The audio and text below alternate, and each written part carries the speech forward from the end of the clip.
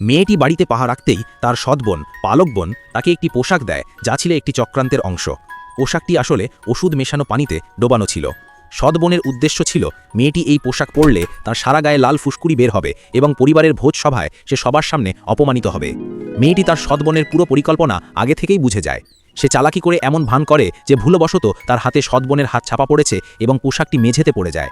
সৎবোন যখন বড় ভাইয়ের কাছে অভিযোগ জানাতে যায়, মেয়েটি হঠাৎ তাদের পেছনে এসে দাঁড়ায়। সৎবোন যখন পোশাকটি তুলতে ঝোঁকে, মেয়েটি জাদু বলে সেটিকে এক মুহূর্তে ছেঁড়া পুরনো কাপড়ে বদলে দেয়।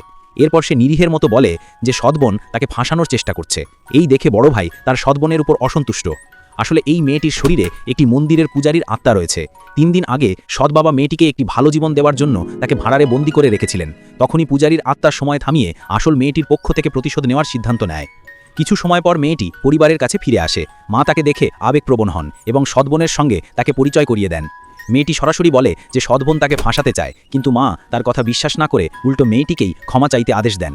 সেই মুহূর্তে সৎবোন তাকে সাহায্য করার ভান করে হাত ধরে, কিন্তু আসল উদ্দেশ্য ছিল ইচ্ছাকৃতভাবে পড়ে গিয়ে সব দোষ মেয়েটির ওপর চাপানো।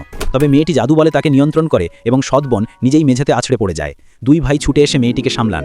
মেয়েটি সরলভাবে বলে, আমি জানি তুমি ভয় পাও যে আমি হয়তো তোমার ভালোবাসা ছিনিয়ে নেব, কিন্তু তুমি সবার সামনে আমাকে ধাক্কা দিতে পারো না।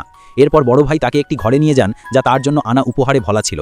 তখনই মেয়েটি দেখতে পায় যে ভাইয়ের চারপাশে কালো ধোঁয়া ছড়িয়ে পড়ছে। মেয়েটি কাগজে মন্ত্র লিখে তাকে সতর্ক করে যে সে যেন সেদিন রাতে বাইরের এলাকায় না যায়। মেয়েটির সতর্কবার্তা সত্ত্বেও ভাই চৌরাস্তায় গাড়ি থামান, কিন্তু দুর্ঘটনা এড়ানো যায় না। এর ফলস্বরূপ মা ভাবতে শুরু করেন যে মেয়েটি অলক্ষণে এবং তার আসার পর থেকেই বিপদ বাড়ছে। সৎবোন ভাইয়ের আঘাতের জন্য মেয়েটিকে দোষারোপ করে। তারা যখন মেয়েটিকে বাড়ি থেকে বের করে দিতে উদ্যত, ঠিক তখনই বড় ভাই আহত অবস্থায় বাড়িতে ফিরে আসেন।